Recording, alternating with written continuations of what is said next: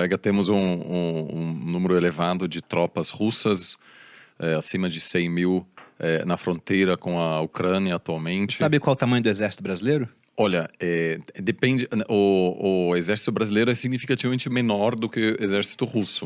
Eu ia falar só que a gente tem 200 mil pessoas mais ou menos no exército brasileiro. Então metade do exército brasileiro está na fronteira com a Ucrânia. Mas mesmo no caso russo, houve um deslocamento importante de tropas até da Sibéria para a fronteira com a Ucrânia. Além disso, há tropas na Bielorrússia, no norte da Ucrânia, no que muitos interpretam como uma ameaça para uma segunda invasão depois de 2014. Já houve uma invasão e anexação, na verdade, da Crimeia, que é uma província da Ucrânia. Está havendo uma forte resposta por parte da OTAN, que busca dissuadir uma atuação militar russa. Isso está gerando uma tensão geopolítica ampla. Como vamos falar daqui a pouco, isso pode ter um impacto, inclusive, na economia global, impactar muito a economia brasileira também. E o que está em jogo realmente é a pergunta de por onde passa a fronteira da esfera de influência russa, se a Ucrânia pertence de alguma forma a essa esfera de influência. Parece que a Rússia está buscando recuperar um pouco esse espaço perdido ao longo, depois do final da Guerra Fria. Mas também um país profundamente dividido, a Ucrânia, que possui também laços com a Europa, que nesse momento é o símbolo dessas tensões crescentes da Rússia de um lado e da OTAN do outro. Ou seja, a Rússia está querendo ter uma guerra ali com a Ucrânia e parece que o negócio vai ser feio se estourar. Certamente. A narrativa russa é que aquilo é uma resposta a uma suposta agressão ou uma ameaça por parte da OTAN. Existe uma narrativa importante por parte da Rússia de que os Estados Unidos prometeram, depois do final da Guerra Fria, de que não aumentariam, ou não convidariam outros países da Europa Leste a fazer parte da OTAN. Essa história não é bem assim, é um pouco mais difícil. Isso foi no contexto de um debate sobre onde tropas americanas ficariam na Europa Oriental, na Alemanha Oriental. Esse debate, na verdade, não era sobre a Europa Leste, mas existe essa narrativa. É preciso respeitar o fato da Rússia ter passado por um trauma, um colapso, né? O Putin, durante o fim da Guerra Fria, no momento em que o muro de Berlim caiu, e o Ocidente estava, enfim, celebrando aquele momento, o Putin foi espião em Dresden, uma cidade na Alemanha Oriental. E para ele isso foi realmente um trauma que marcou muito a vida dele. Ele depois voltou para a Rússia e iniciou sua carreira política.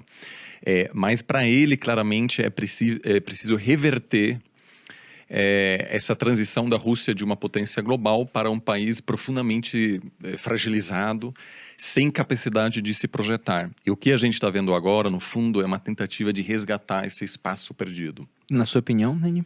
Acho que o Oliver fez um belo resumo aí do que está acontecendo hoje. Eu quero tratar ou trazer um pouco do dilema do posicionamento, das interpretações, das percepções e narrativas. Então, do lado russo, o Putin está dizendo o seguinte: estão tirando o meu espaço de influência e eu me sinto ameaçado. E a ameaça não é só por uma percepção política do Putin, mas é uma ameaça real, geográfica. E aí a gente tem que olhar um pouco para trás na história do que é o território russo e a geografia, como que nasceu o Estado russo, como que nasceu esse povo e de onde eles estavam localizados. E eles estão localizados num lugar plano, uma grandíssima planície, né, que são os steppes da Eurásia, que é uma área muito fácil de você trafegar, transitar. E isso cria uma vulnerabilidade. De invadir também. Você não tem barreira natural, então todo mundo chega até você e te ataca. E os russos sofriam com a sua existência nesse nascimento original desse lugar ali, onde está Moscou, que era o Principado de Moscov, primeiro com uma rota de invasão que vinha da Ásia Central, que era dos mongóis. E a segunda rota vinha do norte da planície europeia, que é uma região que começa na França, passa por Holanda, Alemanha, Polônia, Ucrânia e Bielorrússia e chega dentro da Rússia. E os russos foram atacados historicamente ali pelos franceses, Por pelos todo mundo. alemães, pelos suecos, pelos turcos, não exatamente por ali, mas também por baixo. Então, eles se sentem ameaçados. E ok, essa ameaça é real. Mas o outro lado da história é que, para eles lidarem com esse problema geográfico e geopolítico, ele simplesmente criou uma dominação e um império, seja o Império Russo, ou seja a União Soviética, aonde eu vou avançando territórios, conquistando povos e dominando esses povos. E nesse processo de dominação, ele tenta alterar as identidades nacionais. Ele tenta acabar com a independência, com a liberdade, com a autonomia de todas essas pessoas. Tanto que o problema da Rússia, geopolítico, eu no lugar onde eu tô, eu sou vulnerável. Para eu deixar de ser vulnerável, eu preciso crescer. Quando eu cresço, eu abocanhei um monte de gente que não era parte do meu povo dentro da minha nação. E aí eu preciso gerenciar todas essas pessoas. E aí eu preciso de uma autoridade central forte, repressora e dominadora, que é o que aconteceu historicamente com a Rússia. E aí, óbvio que esses povos conquistados querem se tornar autônomos e começam a lutar pela sua independência.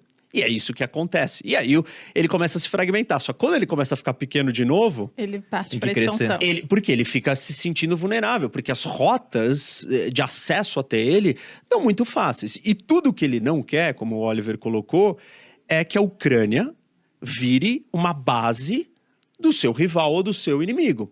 Como uma base? Colocar tropas do Ocidente ou da OTAN, que é uma aliança militar, na Ucrânia. Se você colocar tropas dentro da Ucrânia, você colocou tropas, sei lá, tipo, dentro quase que da Rússia.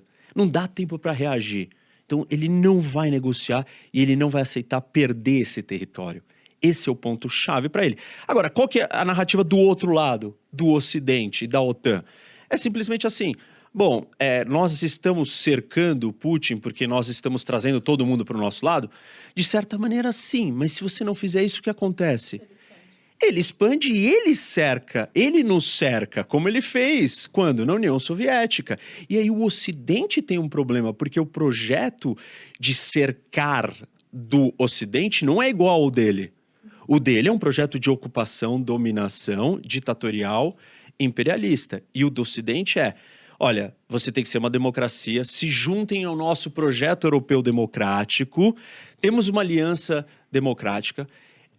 Eu estou querendo trazer aqui a clareza desse Sim. choque de visões. Eu não estou negando que o Putin se sente ameaçado e que não é legítima a sensação de ameaça. Mas não fazer nada e permitir que ele avance é um problema ainda maior. Então, enfim, aqui a gente tem colocado um pouco das duas...